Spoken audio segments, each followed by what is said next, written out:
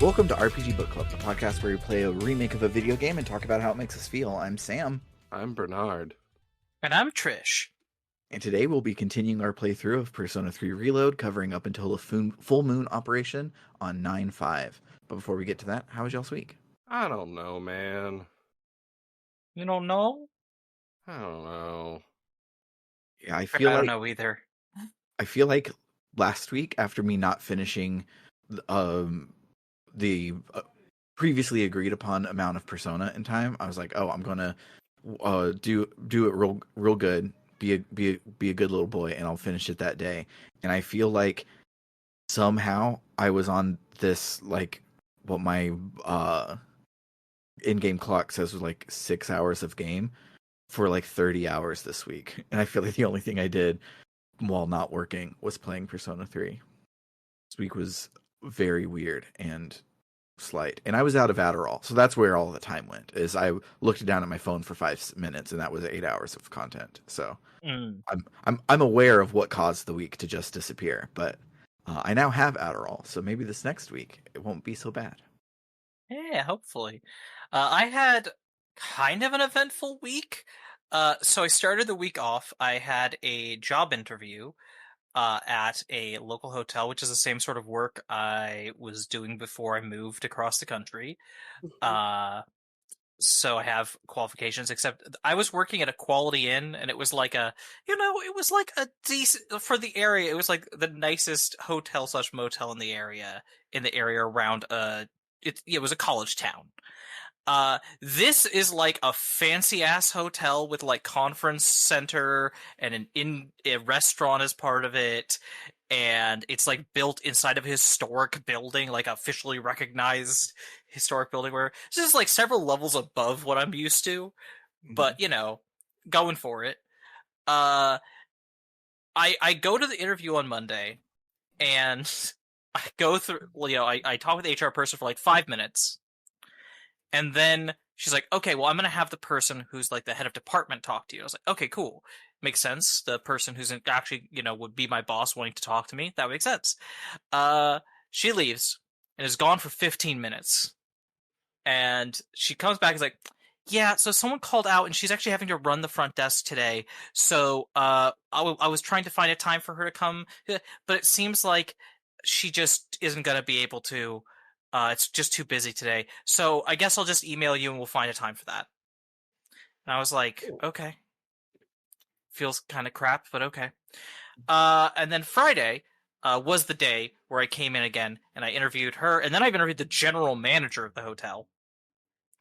So that was good. It seems like my chance, like they said they'll let me know Monday, which is at time of recording tomorrow, whether they're moving forward with me or not.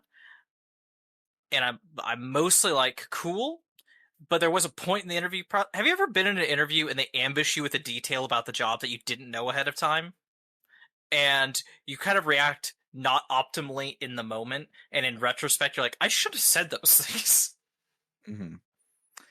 Because they're like, yeah, what about your schedule? And I was like, oh, well, I'm generally I'm very available. I'm able to do most of the shifts. There's like specific days I have kind of stuff going on. And she was like, okay, well, we already have several people who have that. We need you to be available for any shift between 7 a.m. and 11 p.m. any day of the week. And, like, that's what we're looking for. That's optimal for us. I'm sure it is optimal for them. Yeah, so availability. And so I said something along the lines of, like, okay, well, if it's easier for you, you can, like, just, like, not take my, I was basically just, like, trying to be accommodating for him, but, like, afterwards I was like, I have commitments that I have signed up for that, like, I couldn't do that. Yeah. So if they reach out with the job offer, I'm going to have to tell them, okay, so this happened during the interview. I need to make this clear. If I am to accept this job offer, which I would like to do, I do need at least this shift, at absolute minimum, this shift. Something I can't do that. I need to have that day off. Pro tip from a person who has had a lot of jobs: you accept the job offer, and then you tell them that something came up, and then you get the job, and they work around it. I will consider that.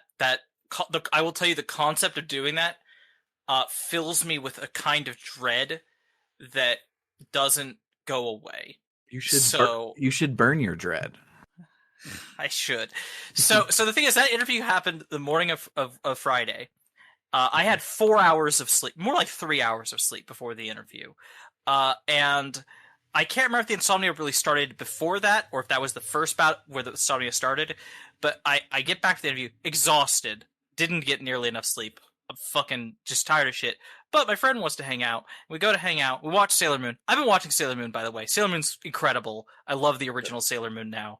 I'm so eager to watch all of it.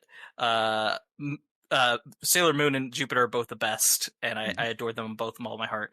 Anyway, we then go to start listening to Harrow the Ninth because we're going through that audiobook, and we just decide because we're near the end, we end up listening to the entire rest of the audiobook because I'm tired, but I'm in that weird state of tiredness where I can just keep going forever. Like, the momentum keeps me going. And so I stay up way too late doing this and watching more Sailor Moon. And since then, my body has rebelled against me in a very deep way where it doesn't want me to be rested, but it also doesn't want me to be awake.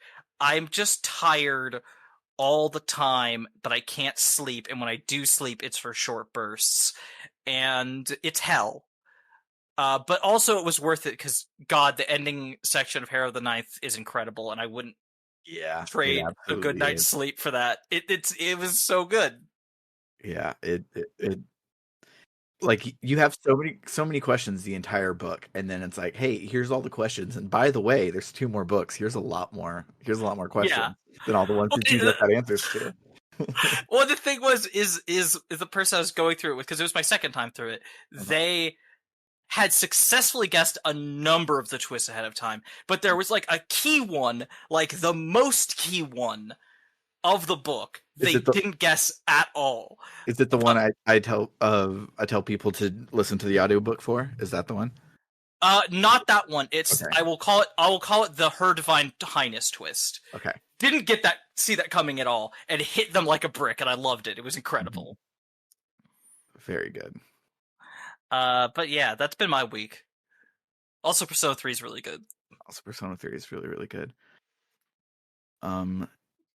Yeah, there was something else. Oh, so this didn't happen to me, but this happened to you. Talked about how the job interview kind of was like sketch, and you went home in the middle of it, which was a weird thing. And it reminded me that Andy, Summer's boyfriend, went to get his eyes checked this week, and so he went and got his eye exam. And Summer was hanging out with him in the lobby afterwards. And he went to pick out the glasses, and they didn't really have any that he liked, so he picked like the best ones he could find there, but he wasn't really feeling so hot about it. So he's getting in the car and he's telling Summer, like, I kind of really don't like those glasses that I had to pick, but they didn't have anything else. And Summer's like, oh, we could go on Zenny, yada yada yada. You should just call them back and ask for a refund before they get started on everything, and then we'll go somewhere else. He goes, yeah. And she's like, did you get your eyes checked today? And he goes, yeah. She's like, I didn't see you go back with a doctor. He's like, oh, it was over Zoom. What? He got an eye exam over Zoom. What? No, you that's no. Yeah, so they got a refund for the entire thing. And that's just the wildest thing I've ever heard in my life, is someone getting an eye exam over Zoom.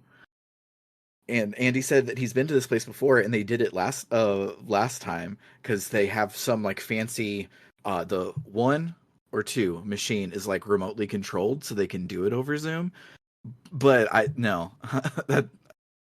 want you to be able to look at my eyes, like actually at my eyes. I don't want that's very dumb and very stupid, and so it just tickled me pink, and I had to share with the world.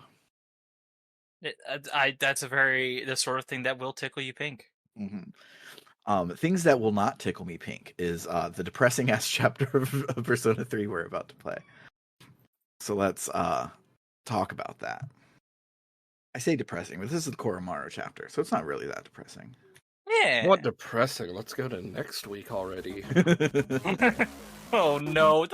I have literally not played past where we were supposed to this time at all. So you saying that fills me with an existential dread.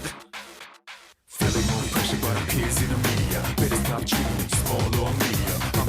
charge me a ticket. Premium, bound that tongue, you believe in me. Yeah, I'ma lay it down, grabbing that crown. Lay dollars on the ground, gonna double up now. 65, 4, 3, 2, one more time. Heavy punchline about to cruise. Let it go, let it out, let it go, let it out. Take a deep breath, deep breath, deep breath, deep breath. So, like we mentioned last time, where we left off was right before the big track and field competition, and we talked about it a little bit. And while we're prepping for it, we're awoken in the dark hour by Fuka. She says that she found a shadow outside of Tartarus, but not a big one, just a normal one. But we also basically don't find shadows outside of Tartarus outside of a full moon, so Akihiko went out to check on it. Akihiko calls the group to say that when he got there, the shadow was already defeated and, quote, this little guy took care of it for him, and we should come and check it out. So we rush over to the shrine, and the little guy was Koromaru. He protected Confirmed little guy. confirmed little guy. Assigned little guy at birth. He protected the shrine from the shadow, as the shrine is a place of peace, according to him. I guess can speak Koromaru, because why not? All robots speak dog. It's normal. And You didn't know that? and he was able to touch the shadow without turning. What would a dog with apathy syndrome be like? A lazy dog? A lazy A dog, really sad dog. Just no energy. like a Shar-Pei or something. That's like all the skin just like melted. That's a Oh, apathy syndrome dog. Shar-Peis are the best. I love them. But he was able to interact and defeat the shadow because he's a persona user, which is cool. So Aigis was made to be as human as possible because she needed to have humanity in order to summon a persona. But Koromaru is like, fuck you, I'm gonna get one anyways, because he's the best boy in the entire game. Dogs are people. Dogs are people, confirmed. So Koromaru is hurt really, really bad, so Mitsuru pulls some rich girl strings to get a vet to check on him at midnight, and we head back to the dorm. And before long, it's the full moon and time for another Arcana boss. Fuga senses the shadow underground in an abandoned military facility. But as we arrive there, Russell Brand and company are there to greet us, and finally, thank fuck, they introduce themselves. Russell Brand is named Takaya, and the Naruto filler arc guy is named Jen, but Layla from Trap Nest isn't here yet. She probably is at a gig. That's a Nana joke. Collectively, they are all known as Strega, which is how I will refer to them collectively from now on. They say that they've come here tonight to put an end to our quote-unquote righteous crusade to save the world. Why? Because they don't want to lose their power. They are Persona users too, and getting rid of the Dark Hour and Tartarus very well could get rid of Personas entirely. And surely Seas doesn't want to lose their power and go back to their normal lives, but everyone in Seas is like, yeah, actually, this sucks. I would love to not have to do this every day. And Junpei is like, yeah, it sucks. Let's go back to normal. Stringa's like, whatever, you're all just hypocrites. Bye now. And they turn to leave and lock the bunker door behind them, leaving us inside. But we don't have time to worry about that because we have a shadow to stop. So we walk down a hallway that where credit is due. It isn't just a straight hallway with nothing interesting in Reload. It is in the first one. So last week when I said we had nothing you could construe as a dungeon, this one at least has wrong ways you can turn down a pathway. So if you squint, and there's little bits you can find. There's little treasures. Yeah. So if you squint, this one counts as a dungeon too, but it did not in the original. It was just a really long straight passageway. But after this one, as we'll see later, there's no more outside of Tartarus dungeons for the rest of the game. We take down the shadows at the end, and then we call Akutsuki to help us get out, but all of his Dark Hour available friends are locked in the bunker right now, so we have to wait until 12:01 so he can send a normie to come and let us out, which is hilarious. The shadows that we fight are annoying because they have a lot of health. Very annoying. And you have to kill them at the same time. Yeah. Because they'll revive each other. And sometimes, and when you start the fight, they're together as one enemy in a tank, and then they separate, and then you have to kill them at the same time. But maybe you get all their health down very low, and you're about to kill them at the same time, but then they go back to being a tank. And as a tank, they resist every single element and every single damage type. And it's annoying. Yeah. It was annoying, but I also was like, oh, this is like a neat concept. I enjoy this, even if it is frustrating. Yeah, for the rest of the full moons, since we don't have any cool dungeons, they do have really cool boss fight mechanics for all of them. So we at least have that going forward. I did find this one less frustrating than the one after it. So the next night, Pharos visits us, and he says that he remembers more about the end. The end isn't going to be the fault of any one person, but because many will wish for the end. And soon, the flowers of poison will bloom, 3 in the rival garden and 1 in our own. We ask him to elaborate on that. He says no. The next day, Mitsuru has the absolute best news in the whole world. Koromaru has recovered from his wounds. Better yet, he has a special collar that acts as an invoker, an invoker for dogs, so he can join our team. And he's the best boy, good dog, best friend. She then has the worst news. Despite making top of our class, she thinks we don't study enough, so we're taking remedial classes during the summer. It is really weird that even if you have your academic stat maxed out and you've gotten first in your class on exams, you still have to do the summer classes. Like if your academic stat isn't maxed out, it's like fine because it's a chance to boost your academics a bunch. To be entirely fair, I do know a lot of people, and I considering the way education works in so much of the world, I can see why this is a thing of just being like, oh, you're already top of your class and doing great. Cool. You're still going to have to do a bunch of extra cram shit and all this other stuff because that's not enough. You have to go even more. Yeah. I think it would have been cool, especially in Reload, now that you have a lot more stuff to do at days and nights and stuff. If that took up your daytime, but you still had evenings after, but no, when you get to summer school, it's basically you just skip 3 weeks. 1 week. 1 week, but whatever. You still skip. Fuka says it's just a few weeks, and then it's 1 week. During summer school, we have health checkups scheduled. So your party members all go first, and then you go last. And when it's Totino's turn to have their checkup, it takes longer because of his multiple personas, making him have more tests and stuff that are needed. And it was at this point that I forgot that this is a Kirijo hospital. Of course, all of the stuff that they're testing for is like persona stuff and not just regular health things. It comes up like 3 more times this week that it's like, oh yeah, when I say hospital, I mean those are all of the doors that we can lock people in and it seems normal. This is the Kirijo prison. That's what we have over here. So because it took so long, he's still out when the dark hour hits, and Fuka calls him to say that she senses a shadow attacking someone nearby. So we run over to intervene, but the person it's attacking is Takaya. The enemy of my enemy is my friend, so we team up with Takaya to fight the shadow, which is a large, gross frog with teeth. After we defeat the shadow, it drops what looks to be a small black evoker, and Takaya picks it up and pockets it without comment. The shadow is actually a weird variation of the typical SMT design of the demon Abaddon. Oh, fun. Interesting. Which I believe appears as a persona in this game, but it's a very high level one. Yeah. Am I just forgetting because I played through it perhaps too quickly while doing other things at the same time? Or at least in the portable version, I don't know about the other versions of Persona 3 because at this point there's so many. Is this scene Reload specific, or was this in earlier versions? Okay, it's Reload specific? Cool. Yes. I enjoyed it. I thought it was it felt like an addition, and it felt like a cool addition. Yeah. They added a lot of stuff to flesh out Strega.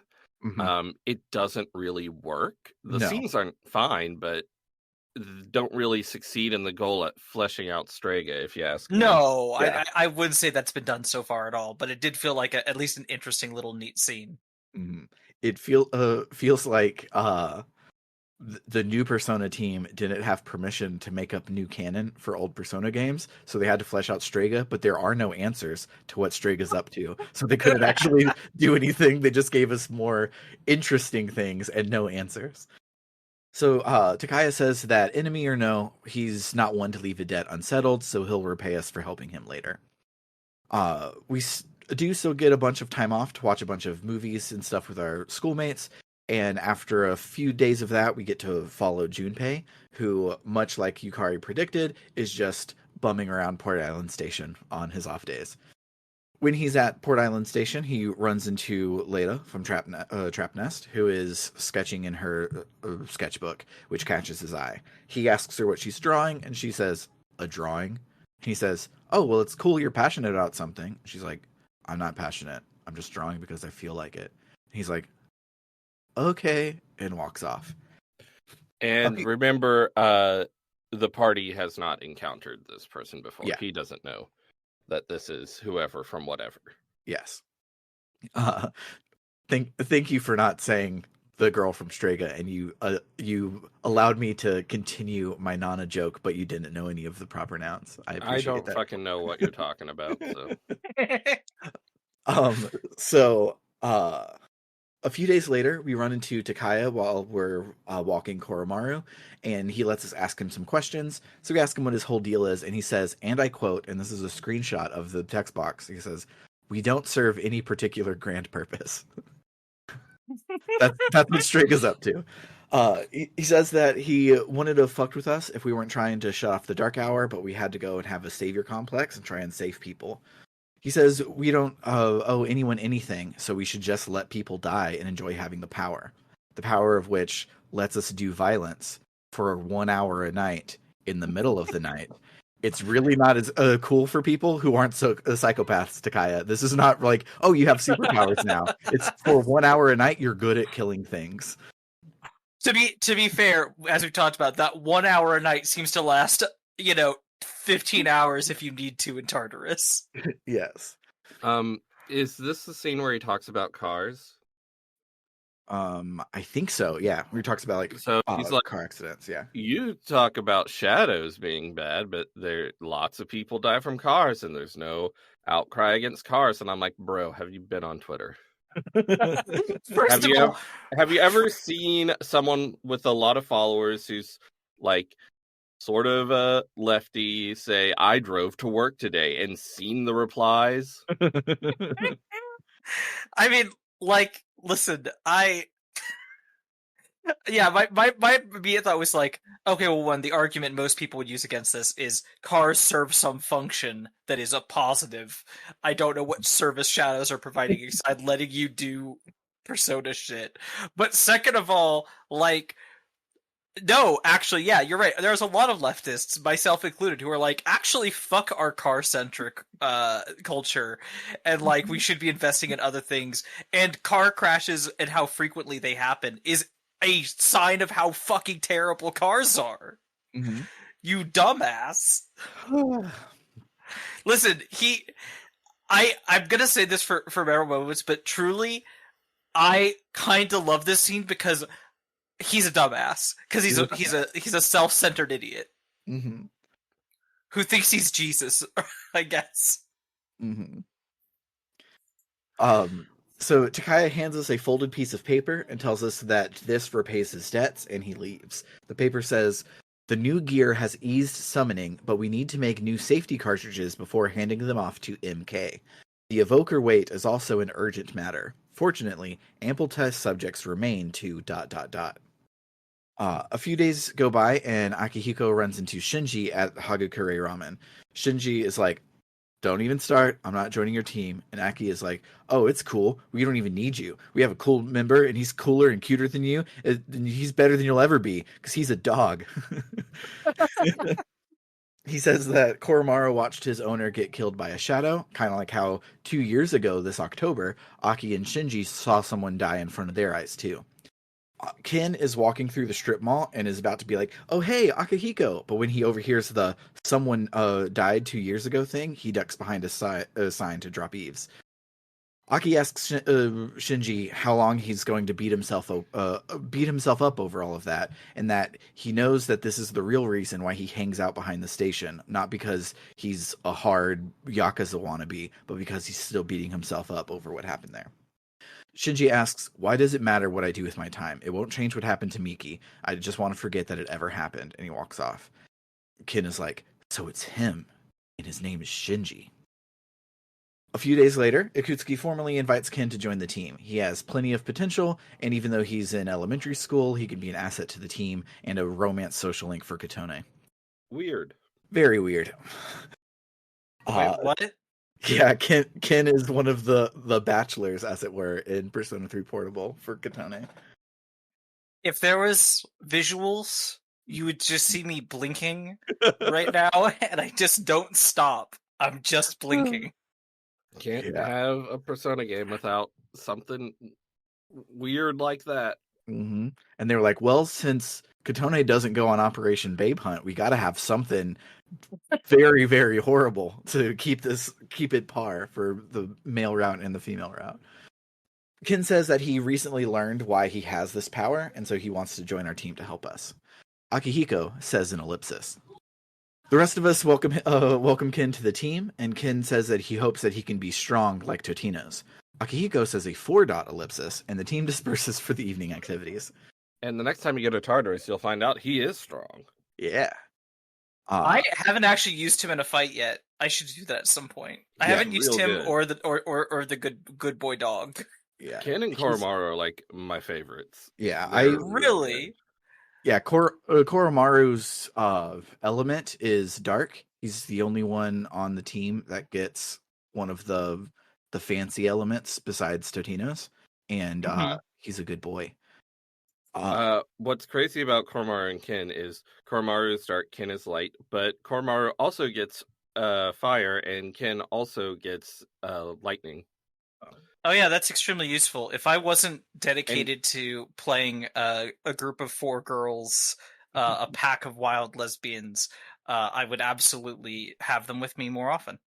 Ken also gets healing spells, which is nice. Yeah, he is a jack of all trades, master of none. So he's a very solid teammate. I forgot he had light. Because I just finished saying that Koromaru was the only one that got something special, and then literally the character we're talking about was the other one. Whoopsies. Whoopsie doodle. So later, while bumming it around the Port Island station again, Junpei runs into Layla, and she finally introduces herself as Chidori. Her hand is bleeding, and Junpei rightfully freaks out, but she is just as stony and passive as always, and she tells him that she's almost done with her drawing, and if he wants to see it, he knows where to find her, and she walks off. One day after school, we come to the dorm and find that Aigis has a school uniform on. Apparently, she lamented about wanting to go to school, and Yukari thought that was cute, and she told everybody else so they would laugh at Aigis, but everyone else said, no, that rules, actually. So now Aigis is going to come to school with us. And they gave her prosthetic feet again, but still no gloves to cover up her gun barrel fingers, and I find that hilarious. I assume that the fingers, have a retracting cover, and so it just sort of looks like she's wearing weird gloves Maybe when so. she's not firing. After school, Akihiko wants us to come with him to talk to Shinji and convince him to join up. Shinji, again, isn't interested, but Akihiko isn't taking no for an answer. He says, Amada has joined us. And Shinji is like, is that so? Did he decide to join himself? And Aki's like, yeah, he asked us to join. Shinji is like, well, I guess that means I'm back on the team. Is my old room still empty? So he joins the team, and we have yet another new party member. Yeah, we get 3 of them this month. It's getting to the point when there's a scene where everyone's there. I'm like, y'all, this is too much. We need to cut some people. Get them out of here. And Shinji is real strong. Shinji's real strong. I only brought Shinji with me for... I brought him for one Tartarus run near the very end and the boss fight for the second moon we did. And holy shit, I love strong character who hits hard as hell. Mm-hmm. And he has a comically large axe. Like everyone else has normal-sized weaponry, and he's like, "Guys, you forget this is an anime." So he has an axe like Yes. the size of his entire lower body. It's fantastic. Also, at one point I was fighting an enemy that kept using Spirit Drain, which would have been really annoying, except they kept using it against Shinji, and I was like, "You idiot! He doesn't even have any spells yet." And that keeps happening with me and Igus, who doesn't get Same. any spells. I guess I guess his some, SP. I guess his SP is exclusively for healing. I guess does get some support spells early on.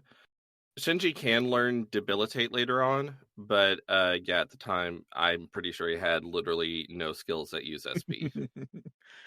So the guide that I'm following to do the 100%, so I can talk about all of the social links, it always will wait until like the last new thing to do in the month before you go to do your one Tartarus run.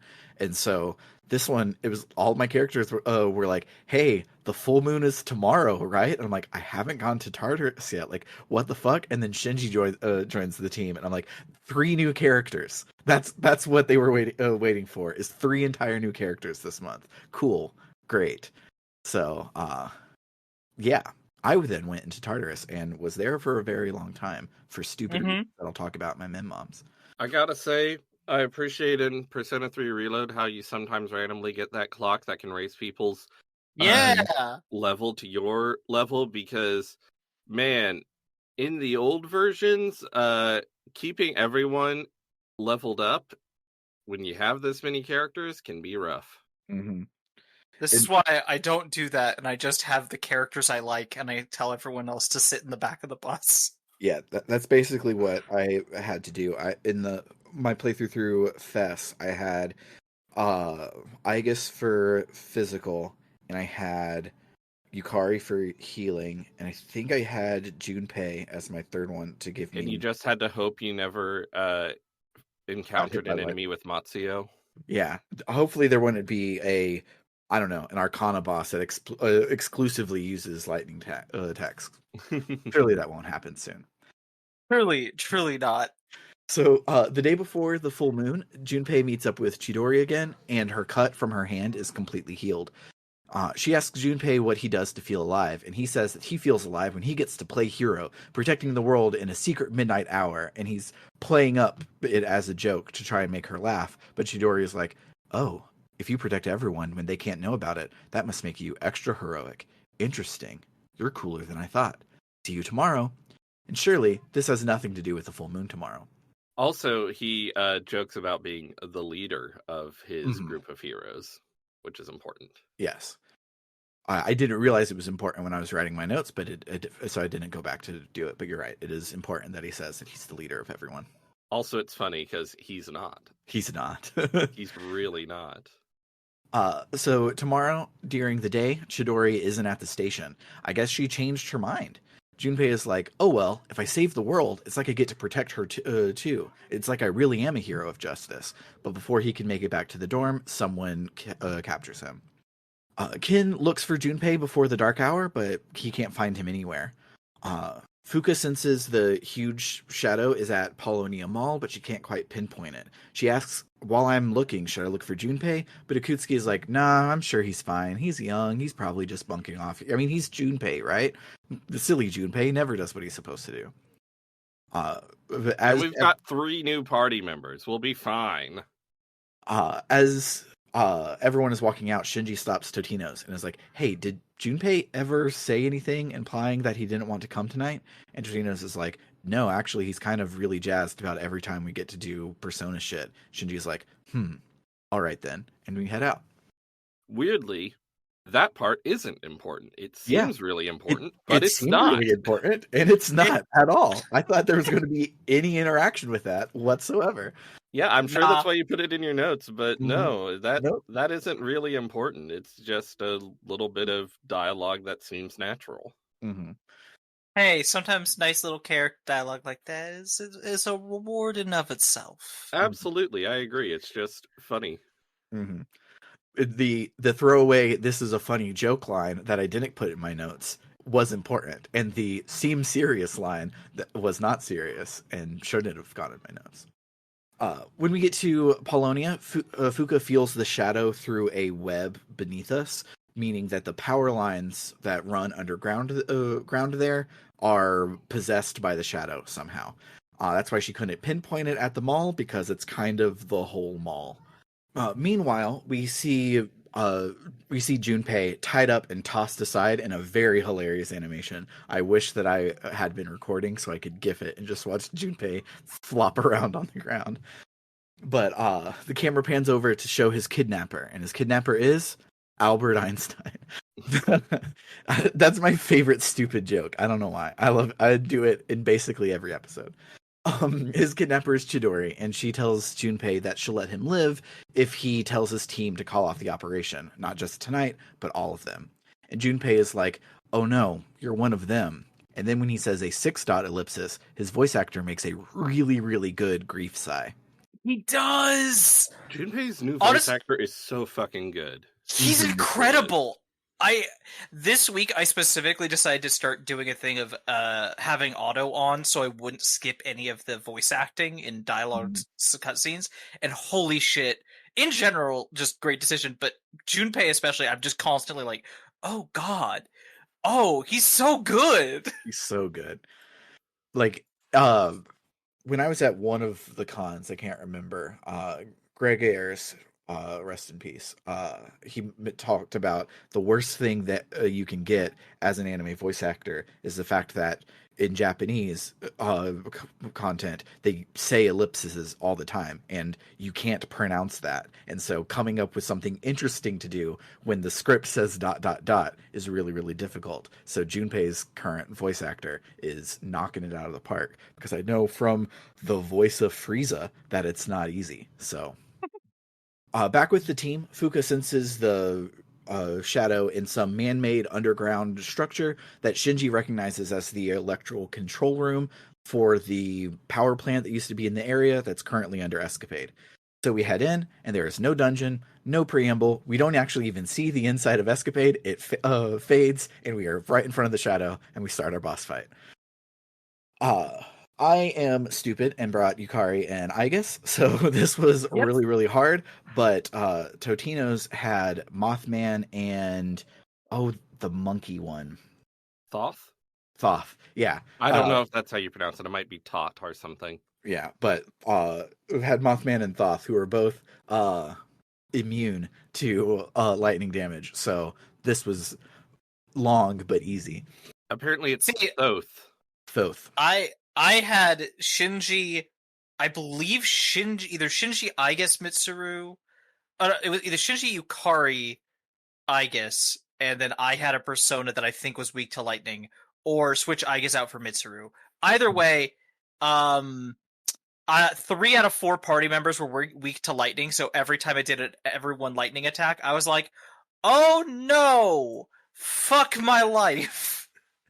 Yeah. Also, it's just a long boss fight. It's just so long. Mm-hmm. I feel like the boss fights are even longer in the old versions of the game. Mm-hmm. They were. I think part of my feelings are from playing it in Portable afterwards, where I was like, oh, this is even worse. At least Reload made it more bearable. Mm-hmm. Yeah, the worst part about this one is I was sitting there on my high horse using because Thoth has Megiddo, so he couldn't block it. So I had Megiddo, and I was immune to all of his stuff. And every time it's Totino's turn, I was just like, take that, bitch. And it was great and cool and awesome. But after he does his second power up charge thing, where he stays charged the whole time, those lightning attacks are actually almighty damage, and they skip your resistances, so I had to pay attention a little bit more there towards the end, but still not too hard of a fight. So after the battle, Fuka finds Junpei. He's back at the dorm, which seems weird, but Ikutsuki's there, so he's probably fine. Meanwhile, Junpei is not fine. Chidori is like, oh, they finished the operation. Why didn't you call them off? And Junpei is like, actually, I'm not the leader. I'm a dweeb. They wouldn't even listen to me. Chidori's like, why would you lie about that? And Junpei's like, and then the team shows up. And Chidori turns around and draws her evoker. And like, I know that this game is edgy, and I know that the edgy bad guys in the edgy game would do this. But the fact that she puts her evoker under her jaw just was like extra like striking, and it was super cool. So she puts her evoker under her jaw, but Junpei tackles her to the ground while his hands are still tied, and he knocks the evoker away. Aigis restrains her, and Ikutsuki comes to the roof, surprised to see her there. Fuka guesses that Chidori must be able to conceal her presence from other Persona users, and that's how she had evaded us so far tonight. Mitsuru asks her some normal questions like, do you work for Strega? And Chidori gives some normal answers like, I'm not afraid of dying, and starts to have a panic attack now that she doesn't have access to her persona. It is really fascinating the way that she seems to be like reliant on her persona. Mm-hmm. Like, I don't know, there's just something that I'm like, I want to dig into this. This sounds interesting. Mm-hmm. Do I have? Like, she got a super powered bestie, and she needs her now to live. Mm-hmm. Ikutsuki says that we can talk to her after she's had some time to calm down, and he'll get a hospital room ready for her so she can be kept under surveillance until she's ready to talk. The team goes to sleep for the night, and the next morning, Mitsuru and Akihiko continue the interrogation with Chidori, and it continues to not go well. Junpei comes in, despite being told to not do that, and he tries to talk to her, but she won't respond to any questions until Mitsuru brings up her persona, which sends her into another panic attack, asking why would we take her friend away. They say that they'll give up for now and tell Ikutsuki that they're having difficulty, so they leave the hospital, and then we save our game and record a podcast. And that's the story of my whole life up until today. Would you like to hear about today? I'll tell you all about it after this quick musical interlude.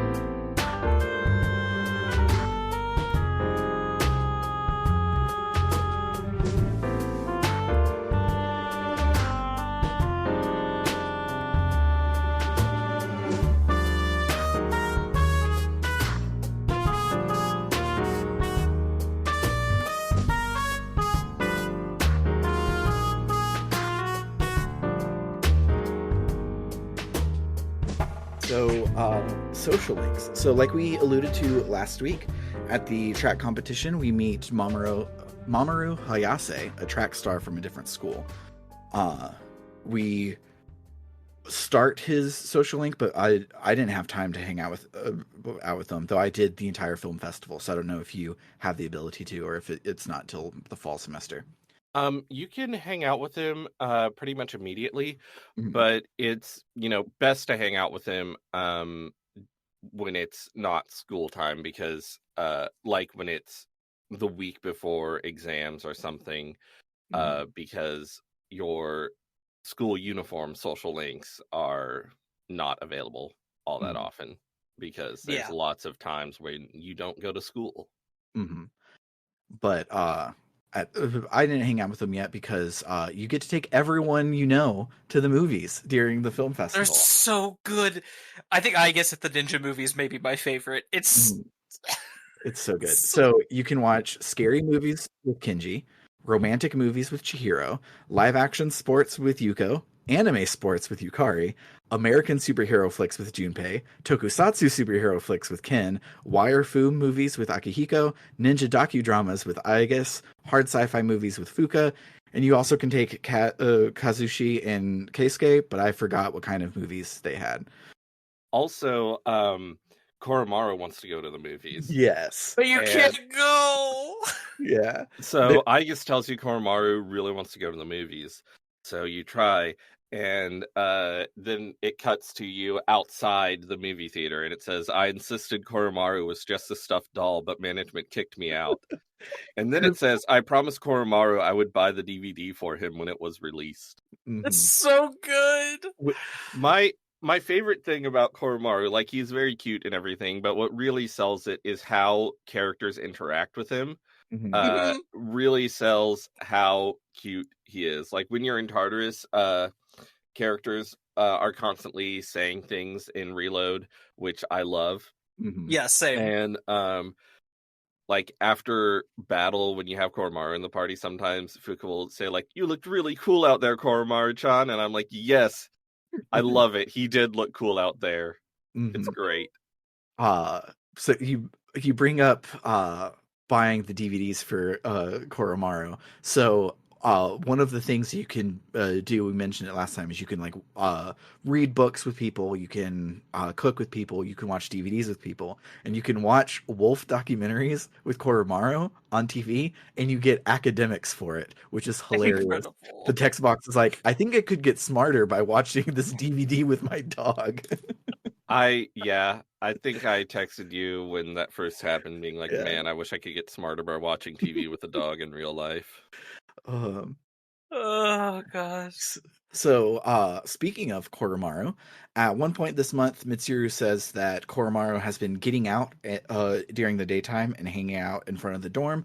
So, if we see him out there, we need to bring him back in so that he can stay safe and we can be responsible dog owners. But when we do see him, he won't budge. So, we decide to just stay outside with him and watch him, which starts his linked episode. His linked episodes are so good. He is such a I good haven't boy. done any yet. I didn't notice that it happened yet. Dang it. I'm So, pretty sure they don't get. I'm pretty sure Koromaru's linked episodes don't get cut off. I think you can do them whenever. yeah. Okay. Yeah, because it popped up the first time because I didn't know it was going to start the linked episode, and I saw him outside, and so I went to talk to him, and he's like, maybe if I spend the day with him, I'll be able to get him to come inside. And I was like, oh no, I can't spend the day. I'm on a tight schedule for my 100% thing, and then I was able to shortly after. So it's not a timed thing as far as I can tell. Yeah, for the linked episodes, there are just like on seemingly random days, you'll get a text saying you can do it. Mhm. And I think some of them have cutoff points, like you can't do this linked episode after this point. But from my experience playing through the whole game, I think Koromaru, you can do his linked episodes whenever. And Okay, good. and they're all great. So slight spoilers for just the first one at least. He's looking out for all of the priests, his previous owner's friends. So one of his priest friends comes by and is like, "Oh hey, it's Koromaru," and he's carrying heavy groceries. And Koromaru looks at Totinos and is like, "Dude, he's an old man. Help him with his freaking groceries." And so he's going around and helping all of his master's friends now that his master is gone, and it's so precious, and I love him so much. Speaking of Precious, there is a small thing in this game where apparently Aigis and Junpei are sort of bros. Mhm. And I love it. Like, I took a screenshot of one thing that Aigis says in Tartarus is, during the dark hour, we will show no mercy and kick some shadow ass. I learned that haiku from Junpei-san. It's so Isn't it good. Junpei who also teaches her about ninjas? Probably. I think so. Yeah, because there's a whole thing at the when you take her to the theater where you go to watch a ninja movie, and she talks about how she's been told that ninjas are the coolest thing ever, and after watching the movie, she's even more convinced of this. She's just like, I will never forget her just saying like, considering their incredible prowess, it is fascinating to consider exactly why are ninjas no longer around? Could it be the Ice Age? Or this like I can't remember the other one. It's like the proliferation of something, and my brain's not remembering the quite line, but Yeah. it's so funny. Um, so on one of the activities you can do is you can read books with people, and you can read Yakuza books with Aigis, and she asks you to help her read it because she doesn't understand a lot of the slang and cuss words that are in a Yakuza Amazing. thing. And so she says, in this scene, the main character says, that ass better not crack under pressure. Usually, people's asses are already cracked. Yours is as well, right, Totino-san? And I, of course, said, that's a secret. And she goes, I understand. Please tell me someday. The pun Vegas is about so asses good. being cracked is also in Persona 5 because I guess whoever writes these games just likes that joke. It's very good. Um, So at the entrance to the dorm, where in previous games you would save, there's a book that's a register of everyone who lives at the dorm. Mhm. And since you can't save there anymore, since you just press the start button to save, Mhm. every time a party member is added to the team and starts living at the dorm, you can check it and it says like Fuka's name has been added in elegant handwriting, and if you check after Koromaru was added, there's a paw print. It's so good.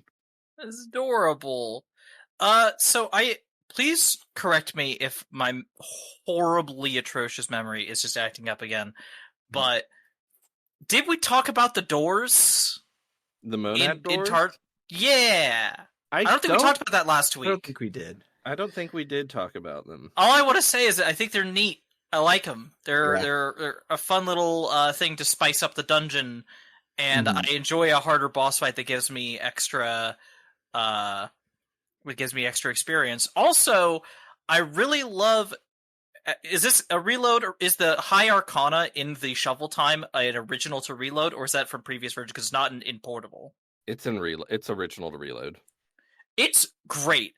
I love the you're X far along on this. Okay, cool. We're gonna add in some extra special cards to Shovel Time, and if you get all of them. If you fill up all of your slots for one run, you can only have so many active in one run, but in doing so, it then boosts up all the other cards to more powerful versions. Like, that's just cool. That's just a really fun mechanic.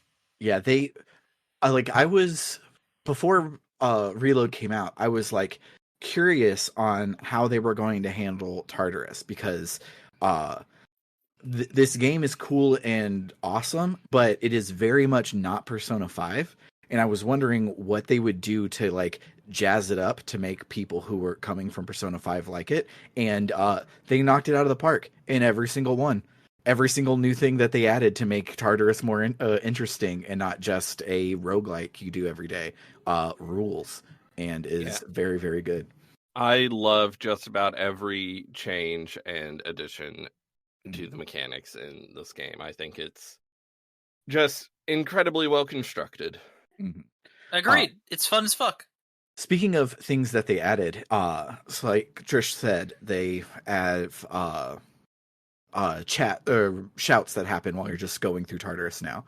And if you have the lesbian party, the full harem, Yukari will be like, "Oh, hey, Totina, it looks like you're the only guy on the team tonight." And Igus says, "I see. So this is what you would call a harem, correct? According to my data, every single man in the world fantasizes of having one." And Yukari's like, "Wait, is that what you're angling for?" And then Mitsuru says, "Well, ulterior motives aside, I've no problems with it. After all, this team is strategically sound." Unless you encounter an electric enemy. Unless you encounter any electric enemies, in this case, it sucks a little bit. Yes. But I love that Mitsuru was like, "Well, I mean, I guess I'll date the three of you if that means that our team can be this good." Yes. It's a very good conversation. Again, unfortunately, the fact I'm playing with a mod which gives me the girl character model makes me. It's just one of those things we can. Oh, it's a little sad, but is a very good little bit of dialogue, and I enjoy it a lot. And yes, Mitsuru, absolutely date all the girls. You should. It's clear that they want you. So going back to what I mentioned, I was going to bring up in my mom's the thing with. I'm forgetting his name. I'm going to call him Weird Jesus Guy. The extra scene with him they added, and also the other scene with him later. Like the fact that you've both made it clear to me, there's nothing at the bottom of this hole. There's no secret thing that these bitches are doing that make any sense. And to be honest, I think I kind of love that. Like I think that's to me, this doesn't feel like, oh, they have some secret goal and we just don't know what it is. It's just like, no, there's nothing here. They're just a bunch of selfish dicks who are like, oh, we get to have this cool superpower and we get to be like, just like have control of the city basically during an hour everyone else is asleep. Let's abuse that as much as we can, just for like the fun of it. And like, are you trying to take that away from us? Fuck you, we'll stop you. And it's like, there is no, the idea of there being no bigger plan, and that these are just like, just honestly complete freaks. Because let's be honest, our party's also kind of full of complete freaks, but at least they're nicer complete freaks. It works. I enjoy it. It's a kind of villainy that I honestly sometimes find appreciative. Where it's like, you don't need a master plan. Sometimes you just want a weird dude, Mhm. and he's a really weird dude. He is. Yeah, it's very good. Speaking of weird dudes, baby. Yes. So you can go to the movies with Bebe, yeah. and it's like, oh, I want to go to the movies with you. They're showing a French film. It'll be nostalgic for me, because I haven't heard my native language in so long. So you go to the movie, and it says that was a fun movie, and I picked up a little French too, and I'm like, most French movies aren't fun, so you must have gotten lucky. But also, when you're at the movie theater, you hear some voiceover from the movie, and it's Yes. invariably a really bad joke. Mm-hmm. But they're not speaking French. They're speaking English in bad French accents. Which is also funny because Bebe's French accent is, in my opinion, as a not French person, really good and sounds It's really quite good. authentic. But the people in the movie are just speaking French in really bad cartoony accents. Yeah, they Some use bad the people pew shit. they use the same two voice actors for every single movie, and it's fantastic. And there's one where it's the tokusatsu one where it's called like superhero team up action blah blah blah blah blah, but it's one of those tokusatsu everybody's here movies, and the line is like, I don't remember the fake names of these, but it's like, the common rider transform, and then mastodon, and all of these different things, and then you hear the villain go like, what? That's 47 of you. How many heroes are there? That's And too many. And Totina's dialogue at the bottom is like, I feel like half of this movie was transformation sequences. Oh, I'm really sad I didn't go to see that one. That sounds wonderful. I will say, as much as I enjoyed the movie stuff, and I did enjoy the movie stuff very much, I feel like the summer, and I get why it's here for verisimilitude. Like, this is actually how long summer break is, I'm guessing, in Japanese schools. I get you. Game, you're trying to do a realistic year. I feel like it was too long. And you could say, okay, but they truncate it. You have the week where you're going to sports practice, you do the sports stuff, and they have the week where you do the cram school. And I'm like, but that makes it worse though, because that's a solid, like, it probably is only like maybe 5 minutes of gameplay, but it feels so much longer of just hitting A as it's like, I went and I ran a bunch. Okay, next day. I went and I ran a bunch. Next day, and I'm just like, I hate this. I hate this so much. It's just nothing. It's nothing. There's no content here. The added coolness of the calendar transition thing, this one works against it in these instances, because before it would just fade up and it would go to the next day and it would fade back in. So going through these things was like 5 minutes, but now each of those things take like 4 seconds, and so now it just drags on, and I feel like I'm just watching this animated clock face change back and forth constantly. Yeah. I'm excited school's happening again. Speaking of social links, I probably should have brought this up in the social link section, but we kind of transitioned to Mim Moms already, but it's no big deal. You can take Elizabeth out on her second date this week. Yes! And you take her to the shrine where she's so interested in all of the playground stuff. And my favorite part is she gets stuck in the middle of the jungle gym. She's just standing there like an idiot. And it's so good. And then wonderful. Man, Portable has cool aspects to it, but you really miss out on a lot when you can't see Elizabeth's ridiculous animations in these scenes. Mhm. This is true. This is true. Another thing about Elizabeth is in this game they upped the importance of the cell phone to make it have feature parity with Persona 5. But because of that, when people call you, it pops up the phone on the screen and will show their contact photo and who they're saved in Totino's phone as they're talking, which is really cute. But for Elizabeth, now 4 months in since he's met her, it still says unknown number. He hasn't saved Elizabeth's number after 4 months. Maybe it comes in Hilarious. from a different random burner number Maybe so. every time.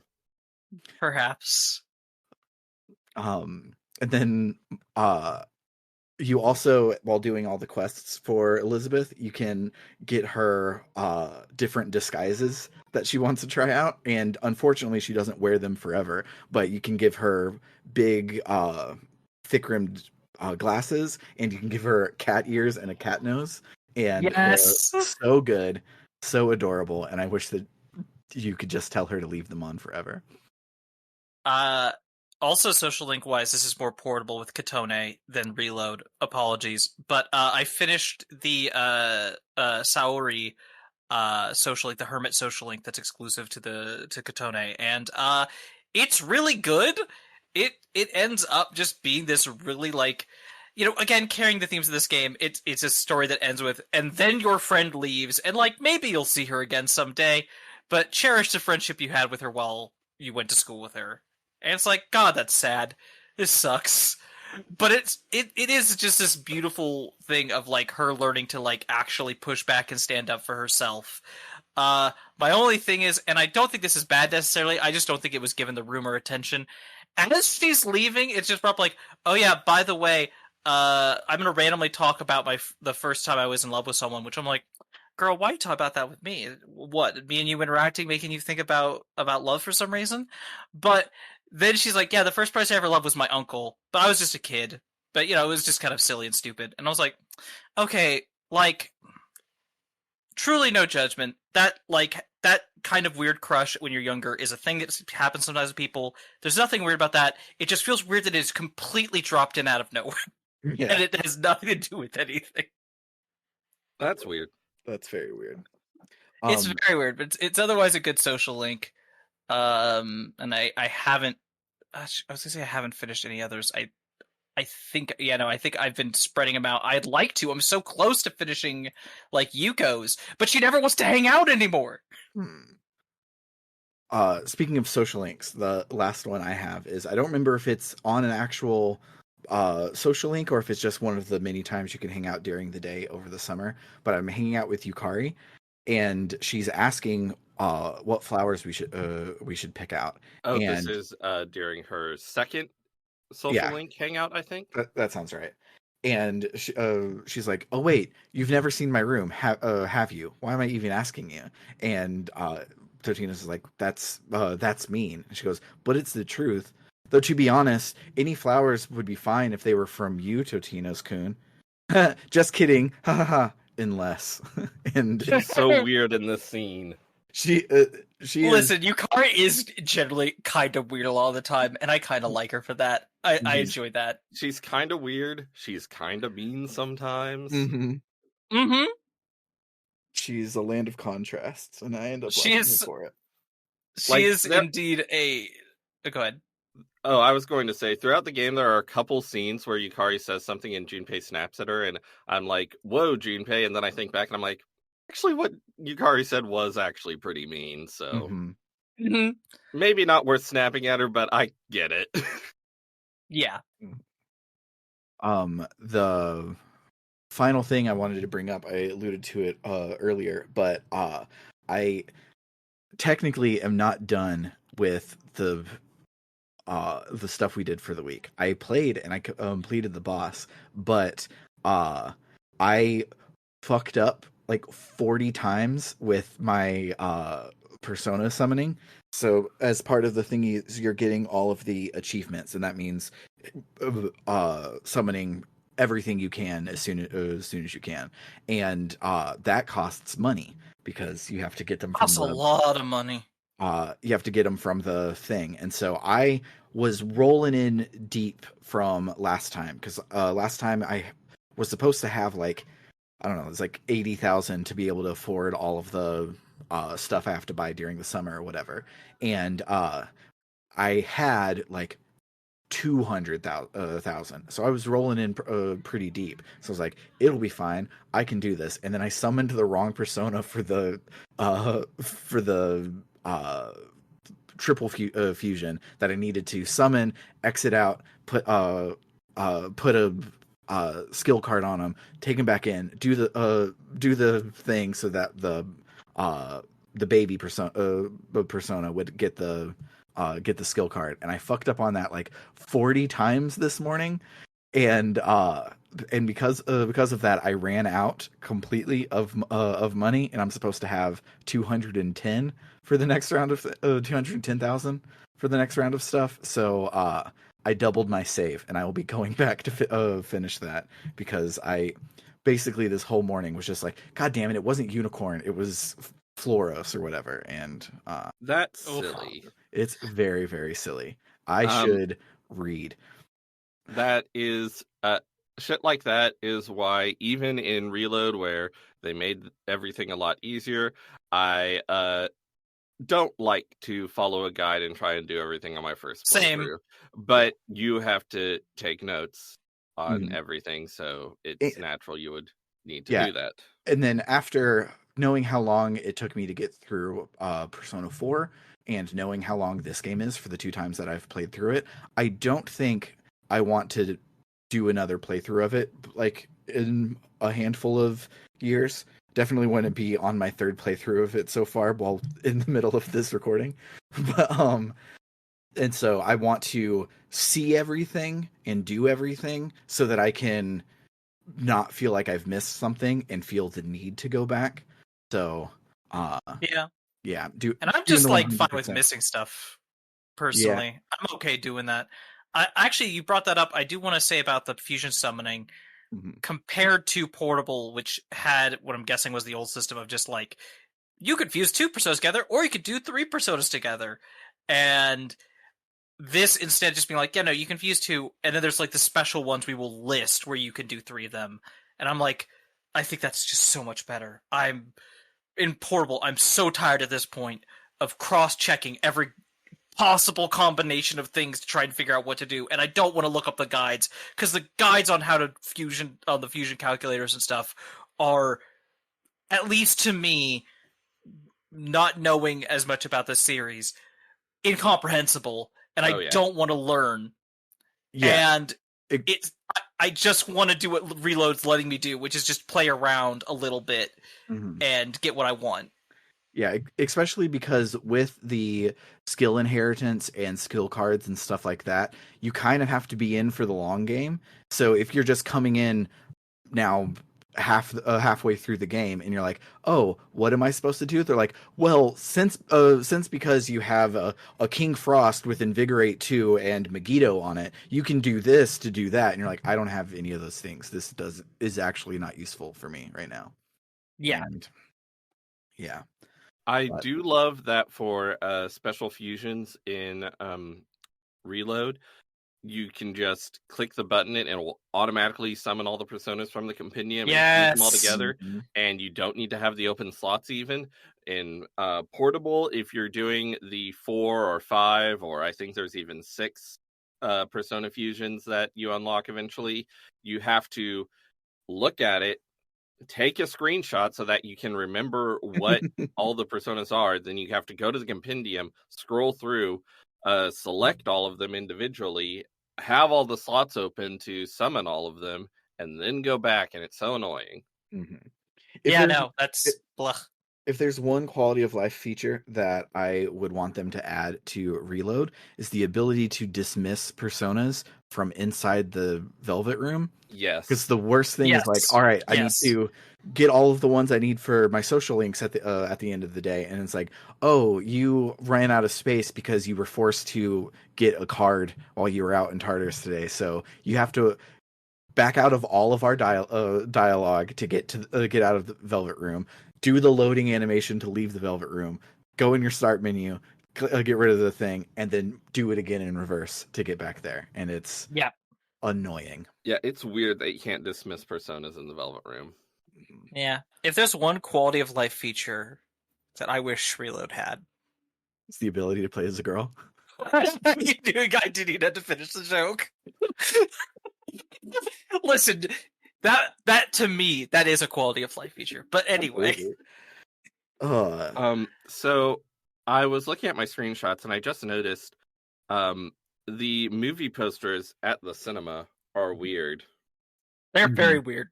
One of them appears to say "The More Than Dreamin'." One of them, it looks like the title of the film is Detonator, and I can't read the full tagline because Totino's is standing in front of it, but it's something trend for a Dutch.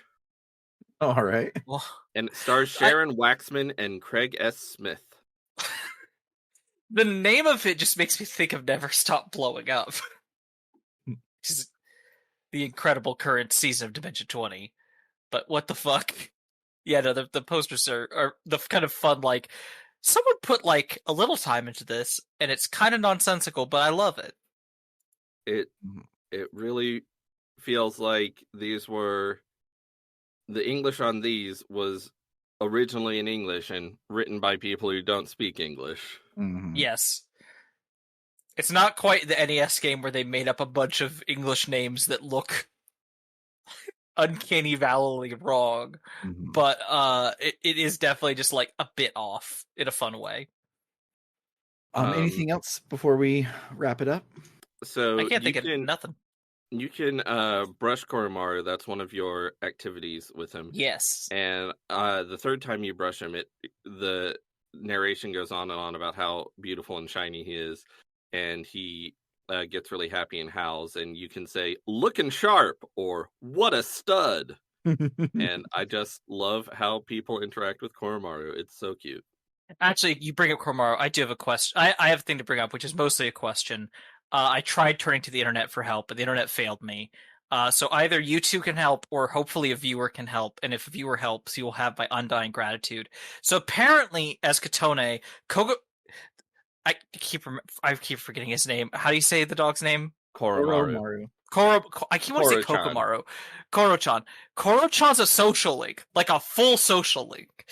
And I want to see that, but the game is like, oh, you need to give him some homemade dog food in order for him to it's a clear, like, you need this key item to pass. And when I look it up, it says, oh, well, that you get that from Fuka. And I'm like, I'm 6 ranks into Fuka. She ain't giving me shit. What are you talking about? Let me see if I can find this out. Also, the fact that it said, like, it seems like the implication is her cooking is so bad it counts as dog food, which rude to her and to Koromaru, but... You'll first need to have completed at least 1 rank in the Fuka Priestess social link to get the dog food key item needed to start the relationship. The following choices... That's what I saw. Same website, that's exactly what I saw. It doesn't say how to get it. It just says, oh, well, you need at least 1 rank in this. And I've talked to Fuka a billion times, talked to Koromaru, I've looked around. It ain't nothing. I don't find no fucking key item. Sorry, I'm just annoyed by this. I want to do social links with this dog, god damn it. Your navigational support represents the Priestess Arcana, and during your rank 1 scene with her during her own social link, you'll receive a serving of dog food. Shortly after, you'll see a scene with a few members of C's and the dog they've seen around. However, while you do need to give him dog food before this occurs, you can't begin his social link until he joins C's and begins... I don't know, it sounds like she just gives you the dog food during the rank 1 scene. But I didn't get it. That's weird. I don't know. Weird.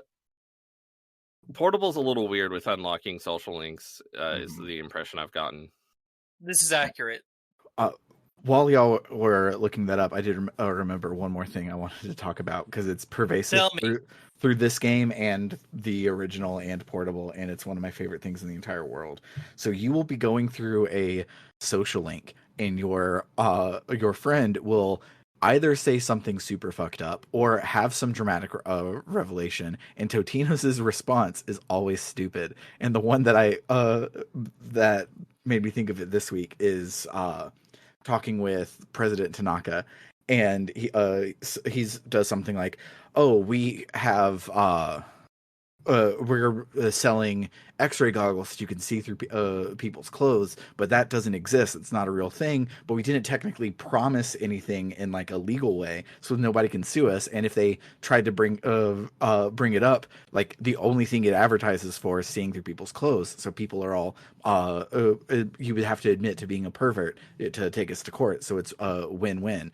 Isn't that great? And you were like, "That's awesome!" Is the thing to get lots of points. And then Totina's thing when you're about to rank up, because I feel like President Tanaka is starting to trust me. And it's like, why is that your reaction to what's going on right now? And it's basically every single character, every single rank up. It is the weirdest reaction you could possibly have, is what Totina says that unlocks his social link. One thing about Tanaka is I'm not 100% sure on this, but I'm pretty sure the points actually don't matter, and you don't even need to bring a Devil Arcana persona with you for him. Yeah. I'm pretty sure he just ranks up every time you talk to him automatically. Yeah. Yeah, my guy had said something similar, but getting the 3 sparklies is still a lot of fun. So Koromaru is available in the dorm every night, but he doesn't always feel up for going out. So maybe he can only be fed maybe you have the dog food, but it will only let you feed it to him on certain nights, and you haven't talked to him on the right nights. I don't know. I'm baffled. Yeah. Maybe it's not a key item and you happen to sell it. That would suck. It would absolutely suck. But I could see that being the case. Yeah. Anything else anyone wants to bring up before we wrap it up? No. I'm good. Cool. So that will do it for the week. If you liked what you heard, you can head on over to www.rpgbook.club and toss us some cash to help us cover the cost of running the show. If you sign up for a monthly contribution, you'll get some extra benefits.